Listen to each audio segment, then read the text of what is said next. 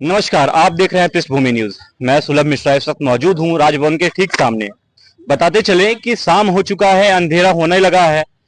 ICT instructor जो विभिन्न जिलों से आए हैं, लगभग 31 दिन से यहाँ पे बैठे हुए हैं, यहीं पे रहते हैं, यहीं पे सोते हैं, यहीं पे खाते हैं, फिर सुबह उठते हैं, फिर धरने पे बैठ जाते हैं। ये आलम चलता आ रहा है, ये पूरे महीने हो चुके हैं। बताते चले कि 18 तारीख को अर्धनग्न अवस्था में इन्होंने प्रदर्शन भी किया। बावजूद इसके इनकी सुध लेने के लिए इस वक्त यहाँ पे कोई अभी तक नहीं पहुंचा है। सरकार का कोई भी कर्मचारी इनकी सुध लेने की इच्छा नहीं रखता है। क्या बात है कि ऐसे शिक्षकों के साथ एक सौतीलापन व्यवहार, इस तरह का व्यवहार सरकार कर रही है। इनसे जुड़ेंगे और जानेंगे कि इनकी समस्याएं क्या हैं। क्योंकि घर परिवार छोड़ करके ये इंस्ट्रक्टर आज यहाँ पे काफी दिनों से बैठे हुए हैं, बावजूद इसके इनकी कोई सुध लेने वाला नहीं है। तस्वीरों के माध्यम से दिखा दें कि कितना अंधेरा है, यहाँ पे मच्छर काट रहे हैं लोग। 2 मिनट बैठने में भी शायद घबराए। और ऐसे में ये शिक्षक हमेशा से यहाँ पे बैठे हुए हैं, इनसे जुड़ते हैं। आपका शुभ नाम? मेरा नाम सुरजीत दत्ता है। सुरजीत दत्ता, कहाँ से आए हैं सर? मैं ईस्ट सिंहभूम। ईस्ट सिंहभूम, पूर्वी सिंहभूम से आए हैं। कितने दिन से बैठे हैं? हम लोग आज 31 दिन हो गया है। 31 दिन से हम लोग यहाँ धरना में बैठे हुए हैं। कोई सुध लेने वाला नहीं, कोई देखने वाला नहीं, कोई सुनने वाला नहीं यहाँ आया है। कोई सुनवाई नहीं। रात को रहते कहाँ हैं? यहीं पे सोते हैं, यहीं पे रहते हैं, यहीं पे सब हम लोग धरना दे रहे हैं। वेतनमान आप लोगों को जब बहाली हुई थी तो वेतनमान क्या था आपका? जब बहाली हुई थी तब भी 8,000 था और अभी भी 8,000 है। 8,000 रुपए 2024 में जी। घर चल पाता है? इस महंगाई के जमाने में आप ही बताइए 8,000 में क्या घर चलेगा। हम लोग का घर परिवार में 10-12 जन का सदस्य है। 5 किलो आलू लेंगे तो सोचना पड़ जाता है कि कम लें कि ज्यादा लें। देख सकते हैं कि 8,000 रुपए में 10-12 लोग घर में सदस्य हैं और उसी में घर चलाना है। अपने आप में एक बड़ी बात है कि जहां पे 35 से 40 रुपए किलो खुदरा आलू बिक रहा है, 5 किलो आलू खरीदने के पहले आईसीटी इंस्ट्रक्टर को सोचना पड़ रहा है। शर्मिंदगी की बात है कि भला कैसे चले। एक मजदूर, एक लेबर की बात करें तो वो भी प्रतिदिन का 400 रुपए 500 रुपए कमाता है। 12,000 रुपए मासिक तनख्वाह हो जाती है अगर 400 रुपए भी कमाता है। और ये आईसीटी इंस्ट्रक्टर मेरे सामने बैठे हैं, तस्वीरों के माध्यम से दिखाएं। अंधेरा हो चुका है, नजर नहीं आ रहे हैं, बावजूद इसके ये लोग यहाँ पे बैठे हुए हैं। बातचीत करते हैं, कुछ और लोगों से जुड़ते हैं। सर, आपका नाम? मेरा नाम तन्मय कुमार हुआ और मैं गोड्डा जिला से। कैसे घर चला पाते हैं? सर, घर चलाना तो काफी मुश्किल है और इस 8,000 रुपये में आज घर चलाना संभव ही नहीं होता है। मैं आपसे पूछना चाहता हूं कि आपके मीडिया के माध्यम से सरकार से भी मैं पूछना चाहता हूं और आपसे भी पूछना चाहता हूं कि आपको याद होगा कुछ समय पहले टमाटर की कीमत क्या होती थी। अगर 10 रुपया का टमाटर अगर 60 रुपया हो गया तो सरकार उस पर संज्ञान लेने के लिए तैयार है।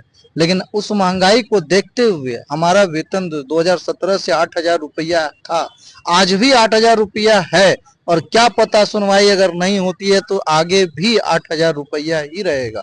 2017 से हम लोग काम कर रहे हैं। आज आप चीनी की कीमत ले लो, पेट्रोल की कीमत ले लो, वो महंगाई बढ़ रही है लेकिन हमारा वेतन बढ़ने के बजाय उल्टा घट गया है। घटा कैसे? ये आश्चर्य का विषय है। ये आश्चर्य इसलिए हो रहा है कि 2017 में मेरी ज्वाइनिंग हुई थी और 8,700 रुपया मेरा वेतन था। फिर धीरे धीरे करके हमने लड़ाई लड़ी उसको लेकर के। बोनस के नाम पे पैसा काटा जा रहा था, ईएसआईसी के नाम पर पैसा काटा जाए। ईएसआईसी 8700 रुपए में से भी डिडक्शन हो रहा था, उससे भी डिडक्शन हो रहा था। फिर हमने सेंट्रल से लड़ाई लड़ करके सेंट्रल के ऊपर कार्रवाई किया गया, वहां से फिर हम लोग कंपनी को पेपर दिए तो हमारा ईएसआईसी के नाम पर पैसा डिडक्शन करना बंद किया और 9,476 रुपया आना शुरू हुआ।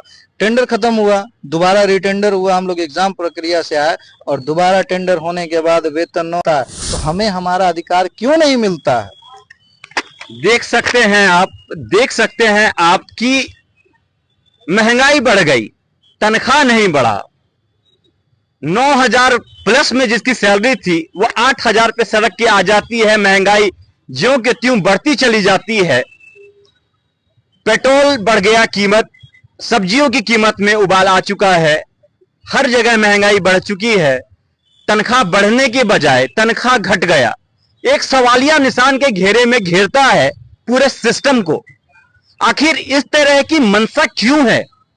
ये शिक्षक बताते चले कई जिलों से, कोई पूर्वी सिंहभूम से आया है, कोई लातेहार से है, कोई गोड्डा से है, कोई कई जिलों से, हजारीबाग से, गढ़वा से, कई जिलों से लोग आए हैं।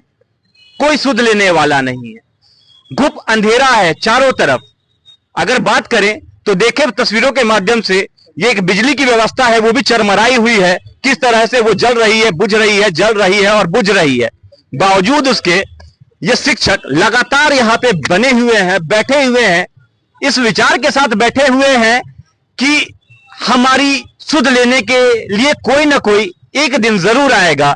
इस आस में एक 30 से 31 दिन का समय गुजार चुके हैं, अभी भी उम्मीद लगाए बैठे हैं कि हमारी कोई सुध लेगा। आज बता रहे हैं हमें कि कल ये सामियाना जो है, ये टेंट भी खुल रहा है। क्योंकि इस वजह से खुल रहा है क्योंकि आर्थिक स्थिति अब इनकी इजाजत नहीं देती इनको कि ये कुछ और दिन तक इस तरह के प्रदर्शन को जारी रख पाए। क्योंकि आर्थिक तौर पे अगर कहें तो लाचार हो चुके हैं, टूट चुके हैं। मुख्यमंत्री और मंत्रिमंडल के सदस्य का ध्यान आकृष्ट करना चाहूंगा कि कम से कम लोगों की समस्या को समझें कि ये शिक्षक हैं जो लगातार बैठे हुए हैं, उनकी समस्या को संज्ञान में लेकर कोई कार्रवाई किया जाए। सर, आपका नाम क्या है? मेरा नाम मोहम्मद एनुल हक है। कहां से आए हैं? कोडरमा डिस्ट्रिक्ट। क्या समस्या है? कोई समस्या है यहाँ पे? समस्या बहुत है सर। यहाँ पर इस अंधेरे में हम लोग रात दिन एक किए हुए हैं और यहाँ बैठे हुए इतने मच्छर वगैरह हैं। इसके बावजूद भी आज कोई भी यहाँ पर देखने के लिए तक नहीं आए हैं सर, न कोई तरह का समस्या ले रहे हैं। आप ही बताइए कि 8,000 में अगर आपको बोला जाए तो आपका क्या घर चल सकता है? आपका क्या, इतना सब्जी महंगा चल रहा है, आलू अगर लेने से 10 किलो सोचना पड़ता है। तो ये सब्जी मामले को देखते हुए सर हम लोग पूरे बेबस हो चुके हैं। इसके बावजूद भी नहीं नीति कर रहे हैं और ये बताते हैं कि आज बच्चे लोग भी वहाँ स्कूल में मतलब रो रो के कह रहे हैं कि ये मैया योजना हम लोग को नहीं चाहिए। 1,000 रुपया ICT का जो टीचर है उनको बहाल जो किए हैं, उनको हम लोग को पढ़ाने का मैं बाधित हो रहा है और हम लोग को उनको बहाल किए हैं तो उनको लाया जाए। उसके बावजूद भी नहीं देखा जा रहा है सर। और इस तरीके से हम लोग को बहुत ही परेशानियां बढ़ रही है। घर द्वार तो छोड़ के चले आए हुए हैं, उसके बावजूद भी कोई नहीं देख रहा है, न काम किया जा रहा है सर।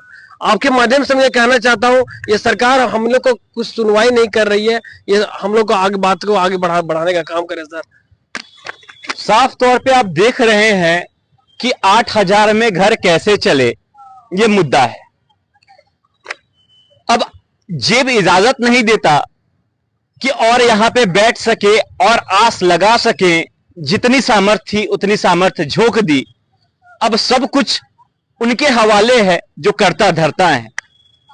मैं इस चैनल के माध्यम से जरूर यह कहना चाहूंगा कि सरकार जल्द से जल्द ऐसे शिक्षकों की सुध ले जो भविष्य में तकनीक के युग में हमारे सरकारी विद्यालय के अंदर जो बच्चे आते हैं, उन बच्चों को तकनीक की जानकारी देने वाले इंस्ट्रक्टर की सुध लें, उनकी मांगों पर पुनः विचार करें, उनको न्याय दिलाने की दिशा में काम करें।